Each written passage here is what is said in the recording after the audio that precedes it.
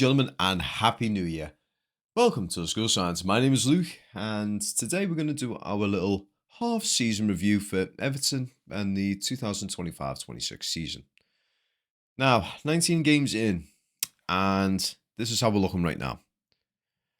We are currently sitting 8th in the table, barring the games that are going to be taking place today. So the two games we're going to have to probably keep a little bit of an eye on would be Crystal Palace, Fulham, and Brentford, Tottenham. Now, the best case scenario for us is if both those games end in a draw. Just for the fact that Brentford are currently sitting 2 points away from us. Crystal Palace are currently sitting 2 points away from us. Tottenham are sitting 3 points away from us. But if they win, they will go over us on goal difference. And Fulham are also 2 points away from us. So we've got three teams that are 2 points away from us. One team that's 3 points away from us, but with a greater goal difference. So yeah. So at this point in time, we are still 8th. But worst case scenario, we could potentially fall down to 10th. I don't see that being a likely situation. I do see the Crystal Palace Fulham one. That does feel like it's got a draw on it. Brentford Tottenham, I don't know. It's away. Well, I say away. Why am I saying away? It is at Brentford, so it's at the GTEC Stadium.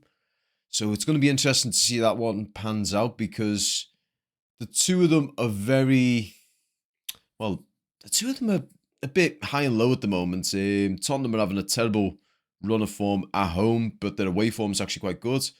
And almost vice versa when it comes to Brentford. So it's going to be very interesting to see how this one actually pans out. Fingers crossed for 2 draws, like I said. But yeah. So this is what the Premier League table looks like as of right now.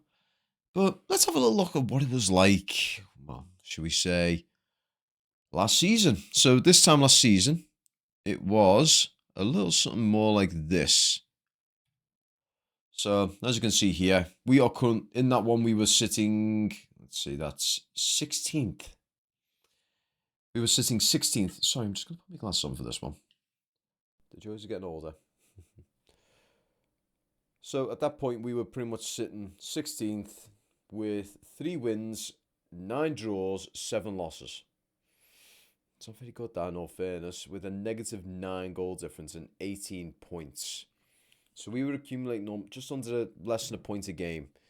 And when you look at what we've got right now, you're currently sitting 8th, 19 games in, 8 wins, 4 draws, 7 losses. So we've lost the same amount of games as we did last season, but a lot of those draws are becoming wins. So it just shows that we've got a little bit more of an attacking prowess about us versus last season.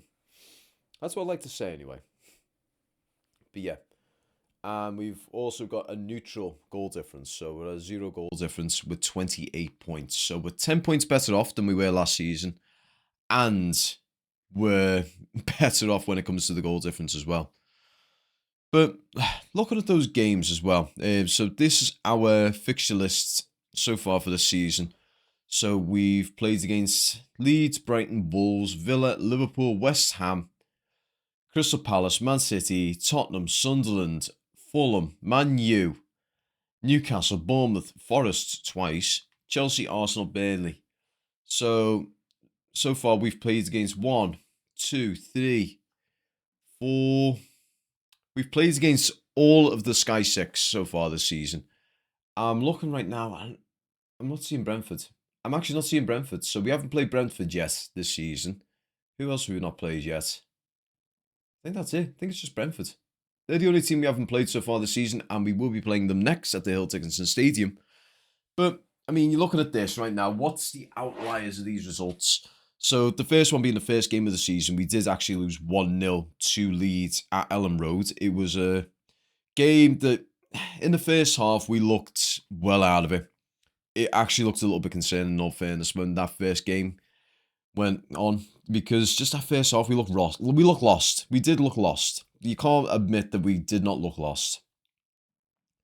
We just didn't seem to understand what was going on. We just weren't very cohesive.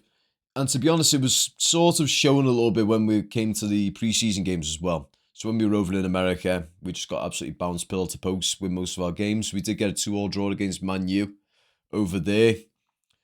But those games, even them, they looked a bit out of it. They just looked like they were a bit out of their depth. But as the games did progress, and I mean, even in the Leeds game, first off, like I said, absolutely dreadful. We just didn't look like we were in the game at all. And then come the second half, we started bringing ourselves together. We started understanding things a little bit better. And we just did so much. We were doing a lot better as the second half. And then, obviously, we conceded the penalty through a rather dubious decision, let's be honest. And then that was pretty much near to the end. We were actually knocking on the door as well over at Ellen Road. We were trying to actually get a goal. And it was unfortunate we didn't, in all fairness. But then we moved on. We went over to Brighton. Well, I say over to Brighton. Brighton came to us, should I say, for the first home game at the Hill Dickinson Stadium. And it was a really good occasion as well. A really good result as well. Nice little 2-0 win. We saw Illiman and Dye score a nice cracking little shot. So a nice fizzed cross came in via Jack Grealish. Beto missed the ball. But Illiman and Dye was pretty much on that back post. And he got a nice shin to it and thumped it right into the back of the net. And then shortly after that, I'm trying to remember who it was. I'm trying to do this from memory, by the way. There's no script or anything. I'm just doing this ad-libbed. So, Illiman and Dye scored first. And it was James Garner, that's it. And it was another setup from Jack Grealish. So later on in the game, pretty much Jack Grealish, left of the box, was trying to sort of open up their defence a little bit. And then saw over his right shoulder, they could see James Garner just charging down. So what he did is he laid it off through to James Garner. James Garner absolutely thumped it and got it just on the inside of the post for a lovely goal. And nice, easy 2-0 win. Now, bear in mind, Brighton at that time, they were a little bit all over the show in all fairness. They just weren't able to find their feet. I'm just going to have a look at the table on my end here.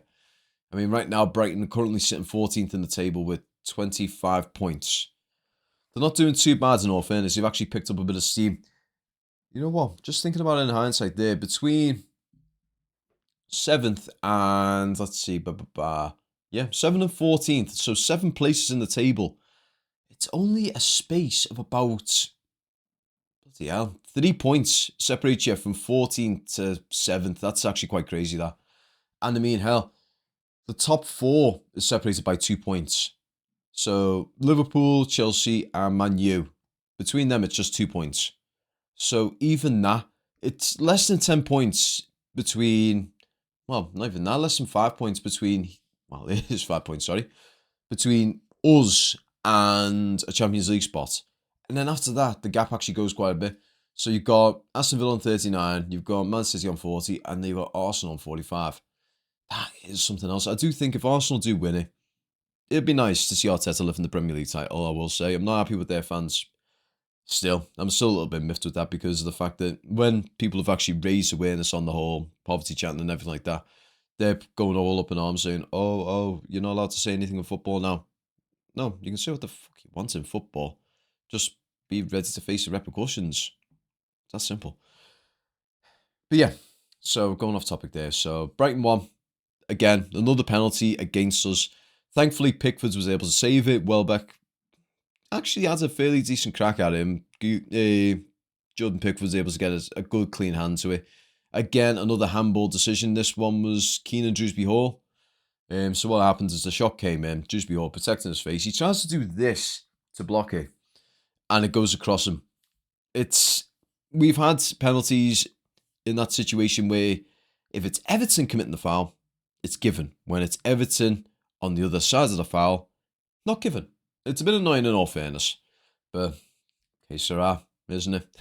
We're never going to get bloody decisions going our way, let's be fair. But yeah. So, game after that. So, end of August, we had Wolves. So, that game at the Molineux was actually quite a very feisty game in all fairness. We don't have a good record at the Molineux, to be fair. I went there last season when we got the 1-1. It was the Harrison goal, that one. And it's an interesting stadium, let's be honest. The Molineux is a bit of a weird stadium. It looks like 4 different stadiums have had their stands taken from them and just slapped together. It's a bit very slap bang. It is slap bang when you look at it. So again, it is, and no one can deny that. But yeah, that game, you got to see goals from Ilman and Dye. I'm having to think these ones through here. Jesus, it's not good, this, is it? So it was Ilman and Dye, Keenan Dewsbury Hall, and Beto. Not in that particular order, though. So again, Another one where Beto's mishit ends up becoming Iliman Ndiaye's goal. So another situation where the ball was fizzed across the box.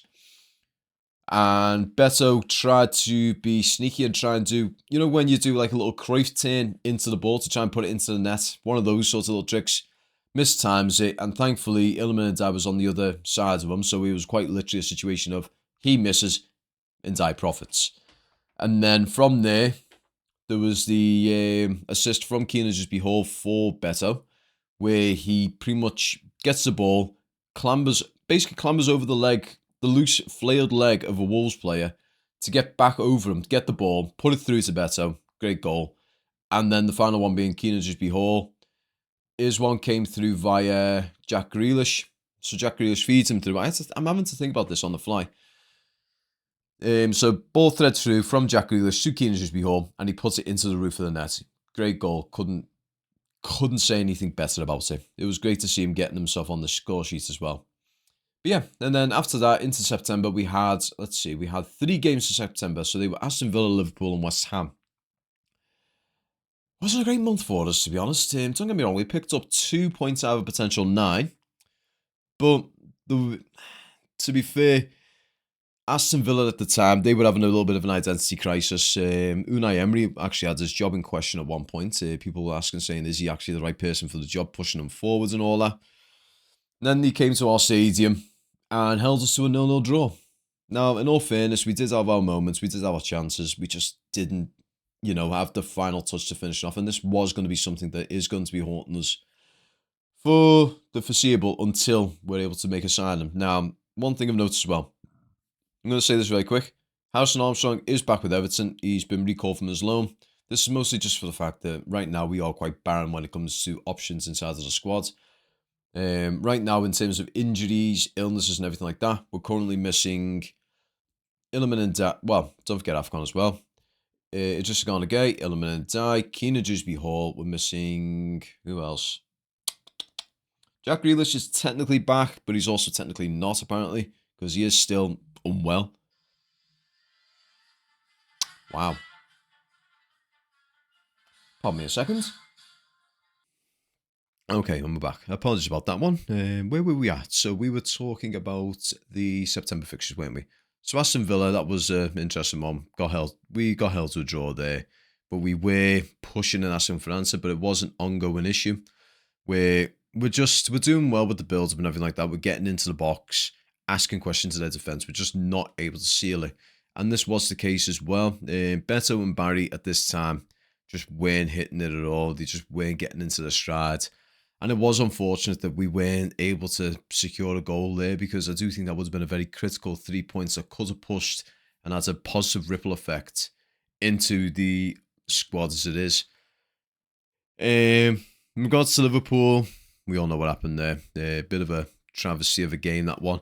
Liverpool got 2 very quick goals on us, and then from there we just pushed onto them. It was a very weird situation, because for the first, say, 15, 20 minutes, we almost felt like we were treating them with a little bit too much respect.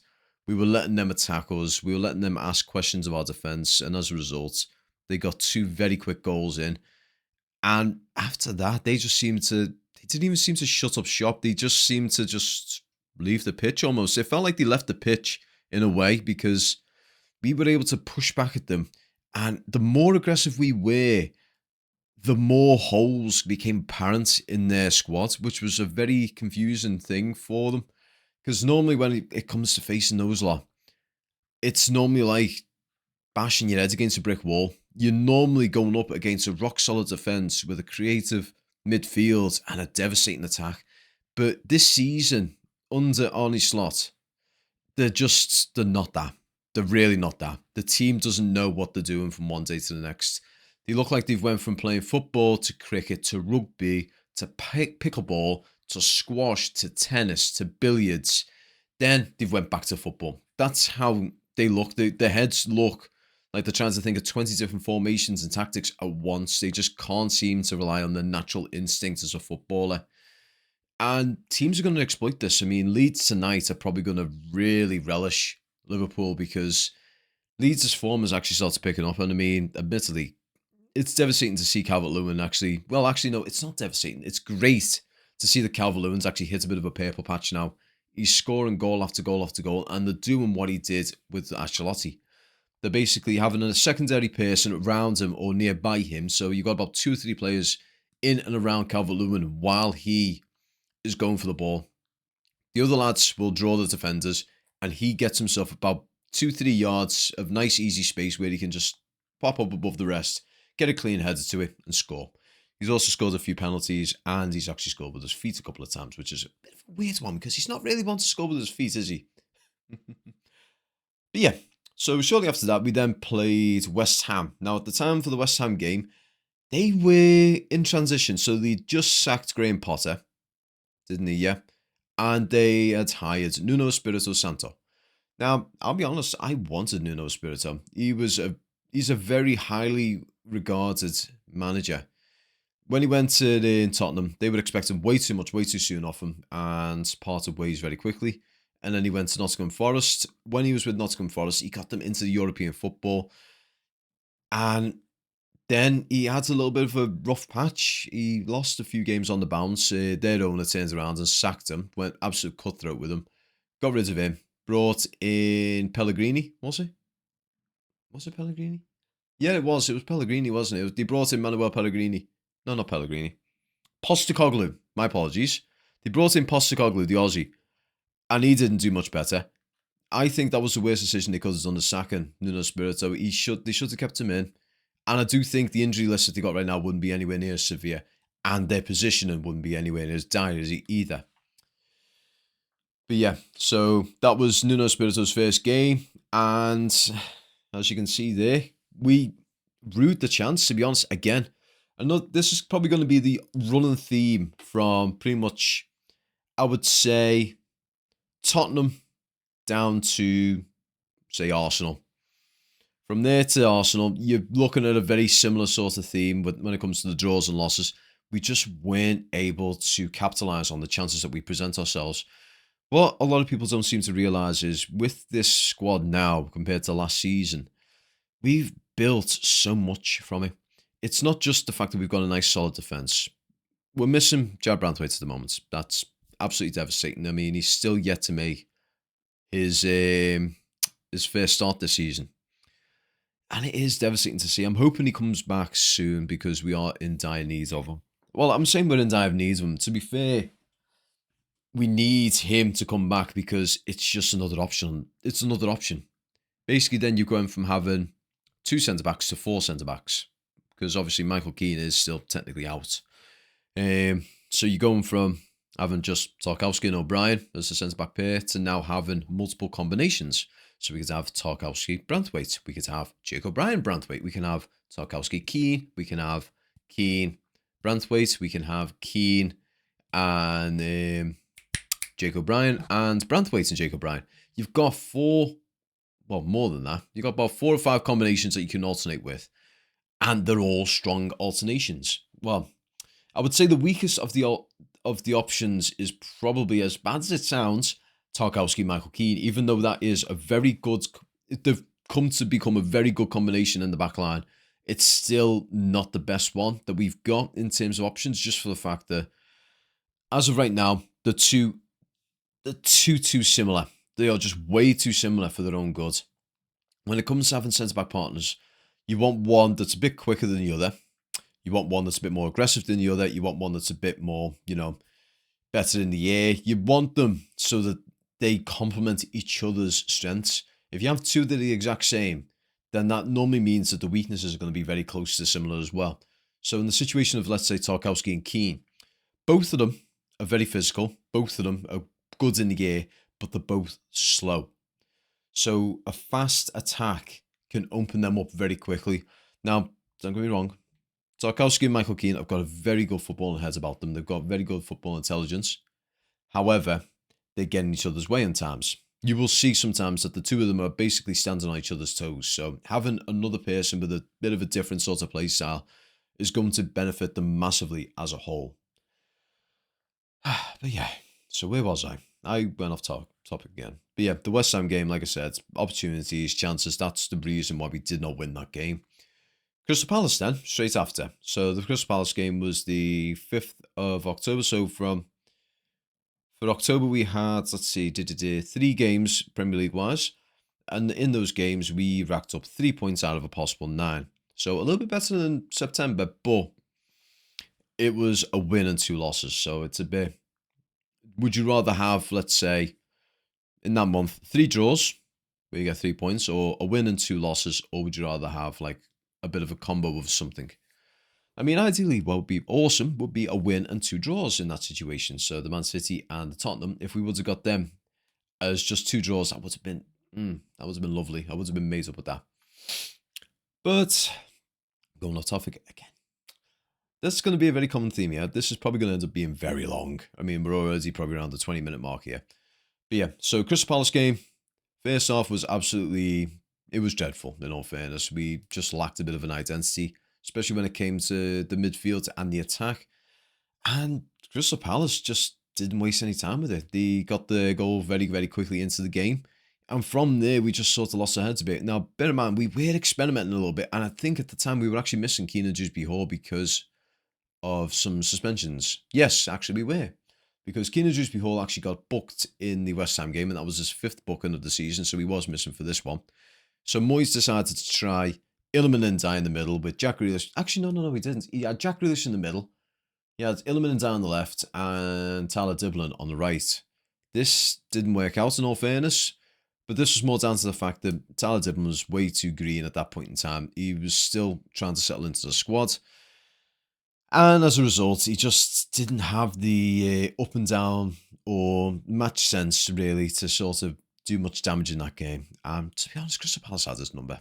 They had his number for that one, and it was unfortunate. He's grown very well as of late, but that game just wasn't his game. But yeah, so first half, absolutely dreadful. Wasn't the best in any way, shape or form.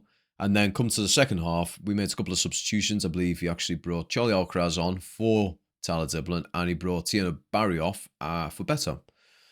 And that really switched everything up. It really made a flick of the switch. So what ends up happening then is Charlie came into the middle, Iliman and Ndiaye went to the right, Jack Grealish came to the left, and everything just sort of slotted back into place then. Everything just seemed to work for us then. We just amped it up a bit more. We really started pushing. We started getting angrier. We were starting to get more attacking in a way. And it was around the 60-minute mark. There was a free kick. One of the Crystal Palace players was pretty much standing right on James Garner's shoes as he was trying to make the free kick. James Garner got pissed off. The fella started having a go with him. He had to go with him. James Garner pushed him away. The fans got on the back of the players then. You heard the atmosphere just knock up about 10 octaves then. And from there, the Everton players, they really dialed up. They just cranked up to 11. And it was, what was it? It was actually a free kick, wasn't it? So what had happened is Timmy Burnham was also on the pitch as well. I'm trying to remember what he was doing on there. So Timmy Burnham, I remember this one in particular because I think it was Jack Grealish fed through Timmy Burnham. And as Timmy Burnham was running through, he got tripped up by one of the Crystal Palace players and we got a penalty as a result. And then Iliman and Ndiaye slotted in nicely. We were on level pegging then. And everything was starting to look up more. We were attacking more. Crystal Palace seemed to be getting pushed onto the back foot more and more. Now, bear in mind, at this point in time, Crystal Palace were unbeaten. They had no losses so far this season. They were an absolute juggernaut of a team at that point in time. And they were looking to claim the Everton scalp. They were desperate to claim the Everton scalp. They were trying to get that first Hill Dickinson win over Everton.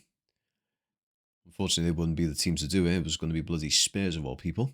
But it just wasn't the case for them that day. In around the 90-minute mark, we got our goal. It was a cross in, if I'm not mistaken, I believe it was Charlie Alcaraz. It was either Charlie Alcaraz or Iliman and Ndiaye. Pretty much a ball came in. It got fumbled around into the 6-yard box a little bit. Beto slammed it into the goalkeeper. Henderson got a hand to it. The Crystal Palace defender then kicked it out into the shin. The massive calf and shin of Jack Grealish. And it ricocheted into the net. Jack Grealish obviously claiming the goal for that one. And the stadium just absolutely trembled. You're talking 131 decibels worth of noise. Jack Grealish running over to where his parents were in their little executive box. The fans went absolutely crazy. The players were going absolutely crazy. It was just a night like no other. And then we went to Man City. Actually, no, we had about bloody 2 weeks. It was international break, that one, yeah. Yep, international break. So between the 5th and the 18th, we had a bit of an international break. And when we came back, we were away at the Etihad to Man City.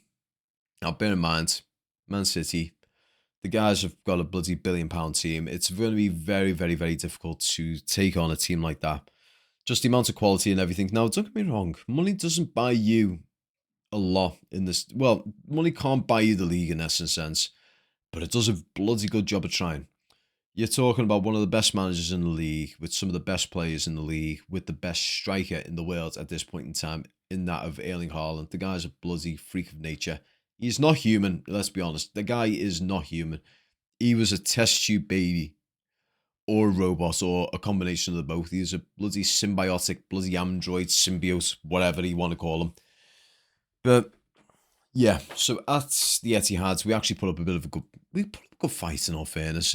Better missed a couple of point blank attempts. Ilman and I brought the ball through, and so did Jack Grealish. Both of them putting decent crosses in, and Beto just missing it by bloody millimetres. He's been doing this a lot, to be honest, this season. It's just, all he has to do, just the tip of his stud could be enough for him to get into that net, but he just seems to just miss it by the faintest of margins, and as a result, we just weren't able to score. And then as time ticked on, Man City just started pounding on the pressure. Erling Haaland gets the first goal from a header, and then the second one from a fairly decent shot. And that was that. But yeah, and then week after that, Tottenham comes to Hill Dickinson, and they didn't just claim our scalps, they absolutely obliterated. I can't even say they obliterated us, because we did put up a fight. Again, similar situation to some of the previous games. It was our lack of chances which screwed us over. I'll say lack of chances. Lack of goal scoring talent, we'll say. Just the natural instinct to score the goal was what did us in. Tottenham got their first goal from a corner, and then we replied with a goal of our own, which was ruled offside. Still one that I'm scratching my head about, because Jacob Brown was completely onside. Ilman and Dye was not interfering with the goalkeeper, so how it became an offside goal, I don't know. Apparently, though, when they looked at the screen, they saw that it was offside because of this. However, we have seen this be the case in games in the future and the past where they've given it. So, explain that one to us.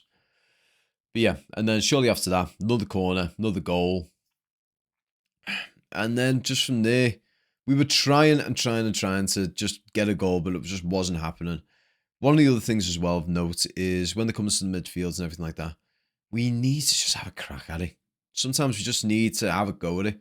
There's situations there where we're operating outside of the 18-yard box. If you can see an opportunity for a goal, go for it. We should have just been having a go at that. There is always an opportunity to score a goal. Whether that's, inside the 18-yard box or outside the 18-yard box, there is always an opportunity there. The fact that we don't seem to capitalise on situations where we've got even the slightest bit of space. I mean, Jack Grealish, we know he can score long shots, so he needs to try and have a go. At the moment, he's being a bit too selfless. He wants to provide something for the squad. So you can provide to us by scoring the goal. That's all I'm going to say. But yeah, and then near to the end of the game, Richarlison comes on, provides a nice little assist for their third goal. Bit of guttering like to... Richarlison seems to have a little nasty habit of scoring or doing something to harm Everton after he's left us. It's devastating, to be fair, but what do you expect? It's bloody football, and he is a very talented forward. But yeah, so after the Tottenham game, we did go to Sunderland, and that was for November. So you had... Oh, wow. You actually had 4 games in November. And in them 4 games, we drawn 1, won 2, and lost 1. Now, the Sunderland game was a bit of an interesting one, because at the time they were unbeaten at the Stadium of Light. I'm not sure whether they've been beaten there since. But it was certainly a game. It was actually quite a good game. Everton actually started out quite strong, in all fairness. Trying to think who was playing. I'm not sure if Jack Grealish... Hold me a second. 1,000 apologies. I just had a little bit of a coughing fit then. Thought I was over this bloody thing, but obviously not. Wow. That was something else. So as I was saying, with the Sunderland game, he starts off rather strongly. Tierno Barry having a good crack at it. One thing to note though was in the early doors, Tierno Barry, what you found is he was losing his head a bit, to be honest. Don't get me wrong, loved the passion, absolutely loved the passion back then. But the problem was when his head dropped, it dropped something severe. You didn't just see a mentality drop, you also saw his ability drop as well, which was a little bit of an issue. And Moyes obviously must have clicked onto this very early on, hence the reason why he actually subbed him off as early as he did. However, he did actually get the assist for Iliman Ndai's goal. So what had happened is Tierno Barry had pretty much had the ball hard on the right-hand side, got dispossessed by one of the Sunderland players. He then recovered the ball, managed to get it loose through to Iliman Ndai. Iliman Ndai then went on to a charge inside, beating 3 or 4 of those Sunderland players, managed to just tip it off to the left a little bit more, put his foot through it, got it right into the left-hand side of the goal. Cracking goal. It's on YouTube in the shorts. If you ever get the chance, I'll probably even put it in the description down below. But yeah, so that was actually a really good goal. And then a little bit later on, near the end of the first half, if I'm not mistaken. No, actually, no. It was the very beginning of the second half. Sunderland got a goal from a corner. This was actually a bit of a run theme. And it still is a little bit of a worrisome thing that we have got going on, that we do need to try and, deal with in the future. Because if it carries on the way it is, that's going to be one of our biggest weak points. We need to try and strengthen ourselves when it comes to defending corners. But yeah, as the game ticked on, it actually seems like a bit of a reverse of what we have been doing over the course of the season, where we started weak in the first, strong in the second. We seem to have actually flipped on its head a little bit. We started super strong in the first half, and then we just petered off into the second half. And around the 60-minute mark, we did actually swap out Tierno Barry with Better. Better was unfortunate not to score again. This seems to be a running theme. He has a couple of moments there, likewise with Charlie Alcaraz. There was a situation there where Charlie actually had a good run on goal. All he had to do was shoot, and he would have probably gotten it. We could have got a very cheeky 2-1 win near the death of the game, but unfortunately, wasn't the case. But yeah, so game after that was the 8th of November. I'm having to squint to do this, I'm sorry. But yeah, so the game shortly after that was the 8th of November, and it was against Fulham at home. This game was a bit of an easy... to be honest, it was probably one of our easier games, I would have to say. Up until the Nottingham Forest game, this was probably one of our easiest ones. Fulham didn't really offer too much in this one. They seemed a bit of a team missing at the time. 2 great goals. Now, who was it? We actually scored these ones. It's funny, isn't it, how I sort of lose my memory a little bit as we're getting a little bit further on down the line here. But I will actually find the fixture here and let you know who scored for us, because it will jog my memory very nicely.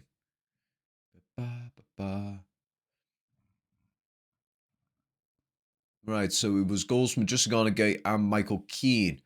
Now, if I'm not mistaken, I think just trying to think. Yeah, I remember it now.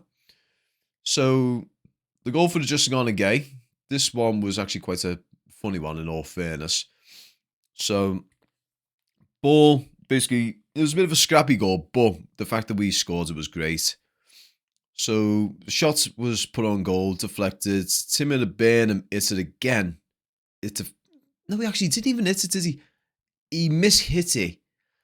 And it rolled backwards for Idrissa Gueye to just come in and slam it into the back of the net. And then from... I'm trying to remember it off the top of my head. I'm going to have a quick glance at it. Okay. Oh, it was Juice Biol who scored the second one, actually. Sorry, I'm getting mistaken there. Wait. Offside, was it? Yep, offside.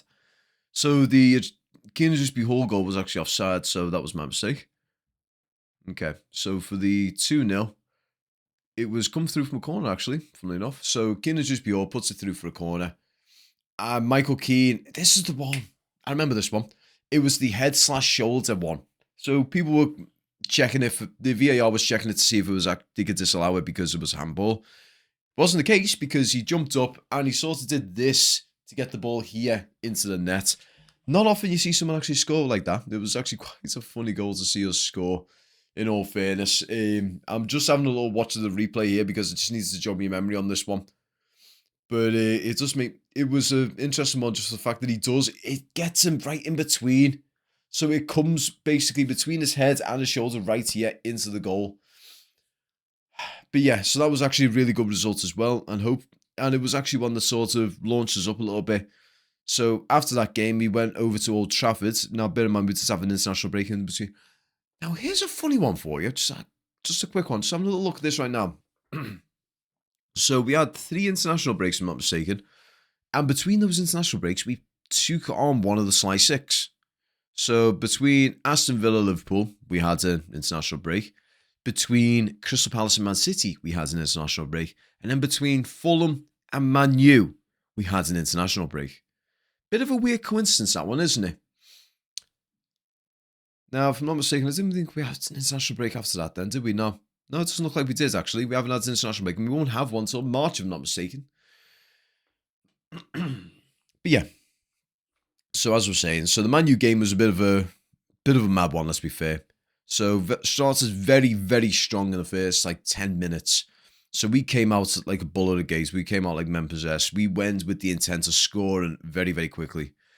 We were very unfortunate not to actually get a goal. If I'm not mistaken, I'm not sure. Was it just a Gay actually came close to scoring, or was it Illiman and Die? One or the other actually came very close to scoring very early on. And then we almost fluffed it up. We almost conceded down to Michael Keane and Idrissa Gana Gueye having a bit of a miscommunication. So they did have a little crack at that. However, this ends up resulting in a red card. So Michael Keane and Idrissa Gana Gueye, because of the miscommunication between the two of them, they had a bit of a fracas in the box. And as a result, Idrissa Gueye slaps Michael Keane. And we get a red card. So Idrissa Gana Gueye does get a red card for this. Now, in all fairness, should there have been a red card? That's one for debate. But in my personal opinion, no. There's an argument between players, and it's players of their own team. Now, if it was let's say Idrissa Gana Gueye walking up to, say, Bruno Fernandes and slapping him for an argument, yes, sure, whatever, red card. However, because it's a dispute between the two of them, it was a dispute between two of the players on their own team. It shouldn't really have been a red card. It should have really been a pull to the side. Yellow for Michael, yellow for Idrissa. Right, any more off yous are both off, sort of thing. That should have been what was said, but however, this wasn't the case. He just walked straight up, looked at Idrissa again, went, bam, red card, bye-bye. Idrissa was not happy about that, by the way. He was going for everyone. He was arguing with Pickford. He was arguing with Tarkowski. He was probably arguing with David when he went into the bloody dressing room. Won a bit of a long argument, let's be honest, because Idrissa would have went off and David Moyes would have just went full Scottish and went, sit down, laddie. I'm sorry, that was terrible. However, as a result, though, later on into the game, we did actually get a goal. Very good long shot from Keenan Juice-Hall. And we just held on to it then. We basically got our goal. And from there, we seemed to have woken up Man U a bit because they were really peppering at us. We then defended like our lives depends on it. And it was a really good game for us. We were just... It was just a shame that we ended up bloody losing a player from it. But yeah, so after that game, we then had Newcastle at home. And that game, we just sort of came apart at the seams. Tim Middelburn fell in for Idrissa Gana Gueye. And in all honesty, was a little bit out of his depth. Now, what you got to take into account is the centre of the park for Newcastle. That's their best domain possible. They operate through the middle. They've got some of the best midfielders out there at this point in time. And these midfielders work together so well. Now, bear in mind, 2 of the goals, I think, were from corners. So they took advantage of corners and they were in rapid succession. And it was a shame, really, as well, that game, because Keenan Juice-Hall actually scored a cracking little goal near the end. It was a great ball down. Basically, long ball through. He divides the defense, brings it down perfectly. Doesn't touch it down and then it sort of bounces away and he's able to pick it up. He brings it down just elegantly. It just comes down to his feet. He turns the defender, scores, cracking goal. And Tierney Barry was very unlucky not to score, not to get a goal or two as well in that game, because one of his goals was ruled off. Was it a foul or offside? I think it was a foul when he scored. Correct me if I'm wrong on that one. But yeah, so as we're going down these games, as you can tell, I'm trying to give you a little bit of commentary about it. But yeah, so then we went away to Bournemouth after the Newcastle game. We weren't expecting too much, but we did actually get a good little result there. Jack Grealish getting his little scoring on the door there. Great goal from him. So what ends up happening, pretty much Bournemouth, they didn't have much going for them in all fairness. No, don't get me wrong. They've got a lot of quality players in there. They've got a lot of really good players. They've got Semenyo in there. They've got... Is Koulibaly still there? I'm not too sure, sorry. But yeah, so Semenyo and the like here, Semenyo, Sensei and all them. The fact that they're sitting where they're sitting right now is a bit criminal, in all fairness. But as I said, it's a very, very tight sort of league at the moment. I mean, where they're sitting right now is 15th with 23 points.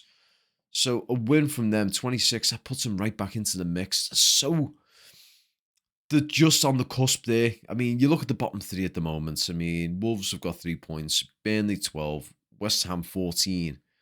And then from there, that bottom three is almost cemented in a way. Unless Nottingham Forest absolutely fall off a cliff, unless Leeds absolutely fall off a cliff, I think that is our bottom three that are going to get relegated. But I'll talk about that at a later point. But yeah. So where were we? Here we go. So Bournemouth, great goal by Jack Grealish, pretty much sealed his moment, took an opportunity, and a little deflection puts it into the back of the net. Now, it could have went as an own goal, but let's be honest. If the shot's on target, if that's going towards the net, no matter what the deflection is, it's still a goal. But yeah, so great goal there. And then we welcome Nottingham Forest to Hill Dickinson Stadium and got our fastest goal as well. So goal in 90 seconds with great thanks from a nice little free kick. So pretty much what happens is we went at a bullet gate as we do normally. We just pushed straight onto them. Caught their defence sleeping and they gave away a bit of a silly free kick. So the free kick was right on the edge of their box. Put a shot in. Ball deflects out and we just rocked it in. Great goal. I think it was Keenan Hall for that one as well. So got that within the space of 90 seconds. And then from there, they just had a little bit of a push at us. They just kept pushing and pushing. Weren't able to really break the Everton back line.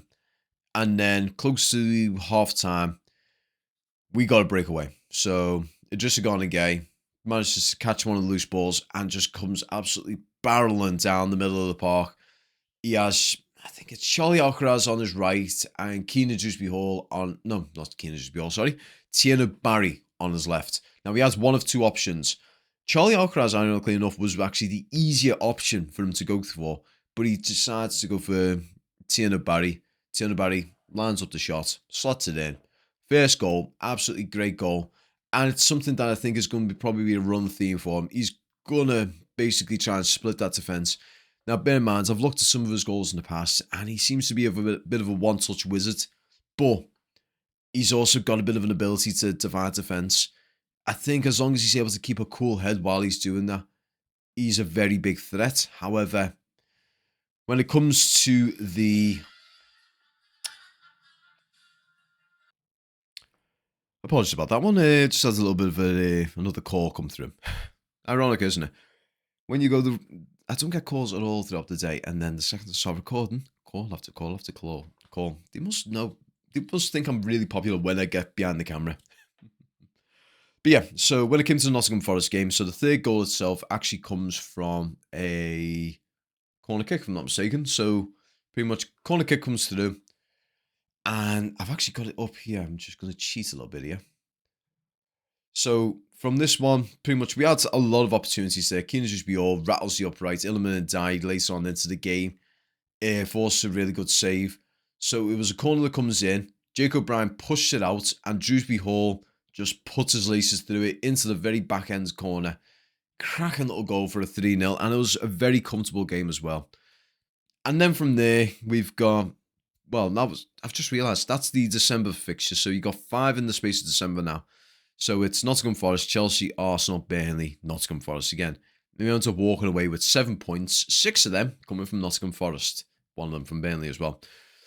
But yeah, so as I was saying, so with the Nottingham Forest one sealed, we went to Chelsea and we actually had Idris Gana Gueye come back. Now in this one, it was a bit of a shit. It was a bit of a weird game in all fairness, because we were doing well again. However, we lost one of our key players, that being Keenan Drewsbury Hall. He is still to come back as well. But yeah, so in this game, pretty much early on, we were looking really bright and positive. We were really asking questions of Chelsea. And unfortunately, though, Keenan Drewsbury Hall, he was actually looking a little bit off in the game, in all fairness. He was not looking his 100%. And then around the, I think it was like the 15, 20 minute mark, he does actually pull up with an injury. He pretty much looks to the bench, says, look, gonna have to sub me, mate. He was just mentioning that he felt something in his hamstring, had to go off, and as a result, he was missing up until now. Well, up until today. Hopefully, we might even see him back for Brentford. If he's on the bench, that's good. That would be a very positive sort of look. But I'm a bit on the fence. I'm not sure whether he will be back or not. We do know Harrison Armstrong will be back. Will he go straight into the squad? Don't know. He'll probably more likely be on the bench for the first little bit of it. But yeah, so Chelsea from there, they just absolutely ripped us apart, in all fairness. Cole Palmer coming back from a long injury to get his goal. And who's the other one? You know, I can't even tell you the other one off the top of my head. I'm not sure whether it was Neto or Martinez or something. But regardless, they ended up walking away with the 2-0 win. In all fairness, so Stamford Bridge is a bit of one of our cursed grounds. We haven't won there in bloody ages. If I remember right, the last time we won there in the Premier League was 1994, and it was Paul Rideout who actually got the goal. So yeah, so that's how long ago it was. But yeah, so then we welcomed Arsenal to Hill Dickinson. And, well, they walked away 1-0 from a rather, well, I can't say dubious penalty, but more the fact that they get a penalty, sound. It was basically a silly penalty to give away. Jake O'Brien forgot that he was playing football for a little bit when the corner came in and tried to hands of God's it away. But yeah, so throughout that game, Arsenal, to be honest, they weren't all that threatening. They didn't ask too much of our defence, in all fairness. We just couldn't seem to get a ball in the back of the net. And one of the moments there, they actually, apparently recently, they turned around and said, actually, no, that was a penalty. And it was the Saliba on Tierney Barry. So Tierney Barry tries to get the ball in the box, and Saliba puts his foot up and basically stomps down on the the elevated foot of Tierney Barry. Now, apparently, because Tierney Barry didn't go down, they weren't going to give the penalty. But looking on it, they should have wound it back for a penalty. Now, in all fairness, I'm on the fence with it, whether it was a penalty or not. But, I mean, if the professionals say it's a penalty, it should have been a penalty. Here's the thing, I've got a bit of an Everton bias, let's be honest. If I think it's going to be a penalty, then I think it's going to be a penalty. But yeah. Okay, so after that, went away to Burnley. Very, very lackluster game, in all fairness. You could see that we were missing players. At the time, we were missing Idris Gana Gueye, missing Iliman Ndiaye, missing Jack Grealish, missing Keenan Drewsbury Hall. The squad was getting very, very thin, in all fairness, at the time. And we just didn't have anything about us. Just didn't have much about us, in all fairness, for that game. Neither team looked threatening. First 15, 20 minutes, as I said in my post-match, could have very easily have just kicked off. I could have quite easily have just went, got a cup of tea, had me dinner, and come back, and I wouldn't have missed diddle squat. That was how lackluster that first 20 or so minutes was of the game. And after that, things did actually wind up a little bit. We started asking questions of Burnley and everything like that, but as usual, just couldn't seem to score, just couldn't seem to do too much. And at the end of the day, ends up being a bit of a 0-0. I mean, don't get me wrong, it's good to have a clean sheet, you know. In all fairness, though, if you actually look at the games here, all the games that we've won, I can only see 2 games that we've won where it hasn't been a clean sheet. Bit of a weird one, that. So you've got the Forest 2-0. You've got the Forest 3-0. You've got the Bournemouth 1-0. You've got the Man U 1-0. You've got the Fulham 2-0. You've got the Brighton 2-0. So the only other games that weren't clean sheets were the Wolves one and the Crystal Palace one. It's a bit of a weird one, that, isn't it?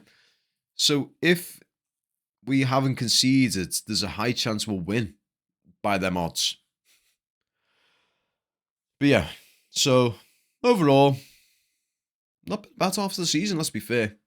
I mean, like I said, we've got more wins than we have losses.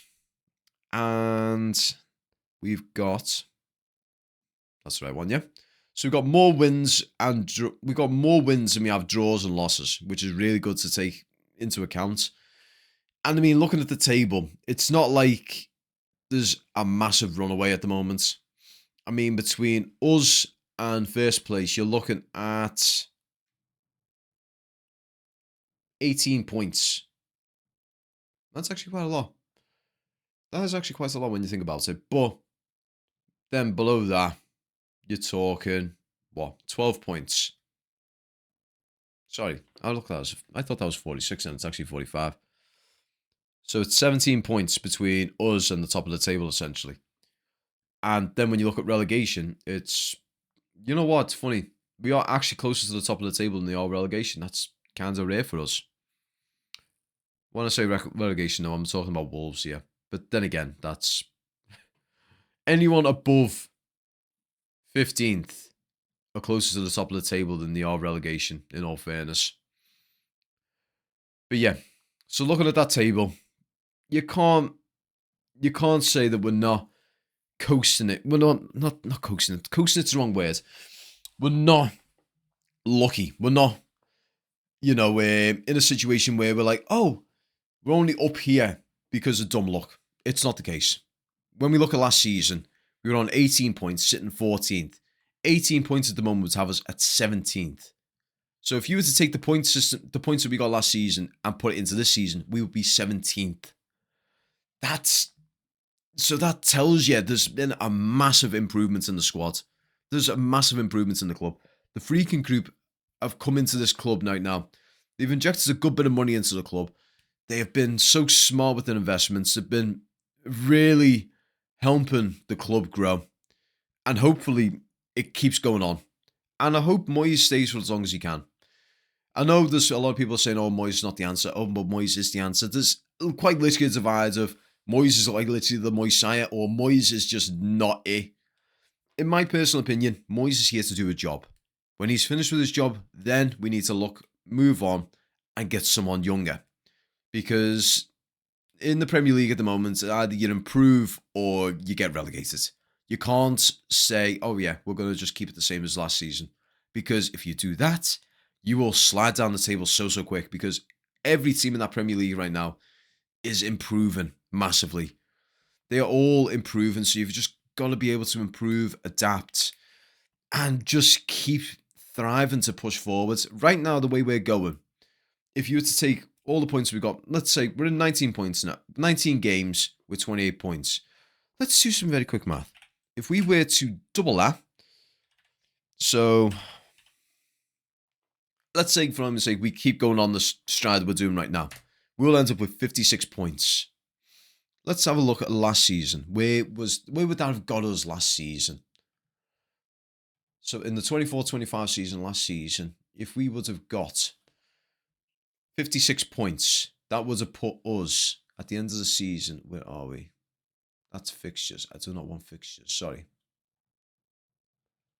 I need the table. Premier League table.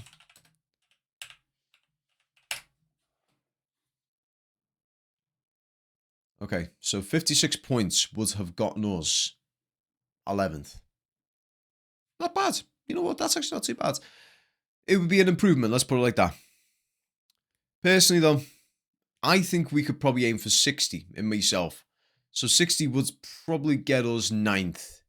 And the way the system was going at the time, so Europa Conference League would have got, well, they actually, Crystal Palace ends up having to get the Europa Conference League qualifiers. Hang on. Isn't, okay, so can someone correct me on this one? I always thought the Europa Conference League was, you know, league position and or if you win the Carabao Cup. From the looks of this, that's not the case. That's a bit weird, that one. Can someone actually inform me on that one, whether I'm right or wrong on that one? Because if I'm not mistaken, I always thought if you finish, say, let's say for argument's sake, we get the 5 Champions League spaces. So that means Europa League goes down to 6th, 7th, and if you win the FA Cup. So hypothetically, if, let's say, Arsenal win the FA Cup, that means it would fall, that means Europa League should fall down to 8th. And then from there, the Europa Conference would fall down to 9th. Am I right on this one, or am I a little bit mistaken? Because, or would it be a situation where if, let's say, for argument's sake, Arsenal and Man City win the FA Cup and the Carabao Cup, shouldn't that mean that the top half of the table, essentially, should be a European space? Or am I completely mistaken on this one? This is the problem with these bloody tables nowadays in modern day football. It's so bloody confusing, especially now that you've introduced this new system when it comes to European football. I don't like this concept of the mini league and then going on and then adding another space into the Champions League or adding another space into the Europa League based on a country's club strength. Because what ends up happening here is, regardless of who wins the Champions League, let's say for argument's sake, PSG win it again.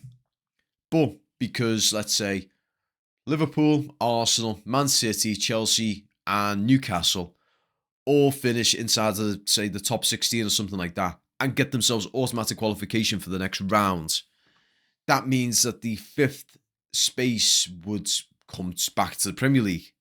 The strength is going to basically be always going to be the Premier League because we're the fastest and most physical league in European football. And it's the formula that we have that's going to always guarantee us the European football. That sounds great, but it's becoming it's going to make it into a little bit of a closed shop for the other European football teams. Because is La Liga going to get this? Are they going to get the 5th Champions League space at any point in the near future? Unlikely. Serie A? Unlikely. Ligue 1? Unlikely. Bundesliga? Unlikely. Teams like that are not going to have much of a chance. I mean, don't get me started on, say, like the likes of the Portuguese. I was going to say Portuguese league then. Well, to be honest, the Portuguese league in a way, yeah. Because your top 5 leagues are essentially England, Spain, Germany, France, and, well, Portugal, technically, yeah. So, yeah, the Portuguese league could potentially fall into that category. But the guys outside of them sorts of things, the likes of your Greek teams, your Dutch teams, your likes of your... Who's a good example? Can I say Fenerbahce? Or... the likes of, like the Ukrainian league. They'll never see this, something like this. It's become such a madly closed shop that it's a bit unfair, isn't it, when you think about it like that? To be honest, I like the old system when it came to the Champions League, I wouldn't lie. But yeah, so I have been waffling on for probably close to an hour now. So we'll have to put a wrap here. But before we finish off, where do I think Everton are going to finish the season? To be honest, I think where we're finished right now is probably where we're going to finish. 8th is a solid place that we could finish.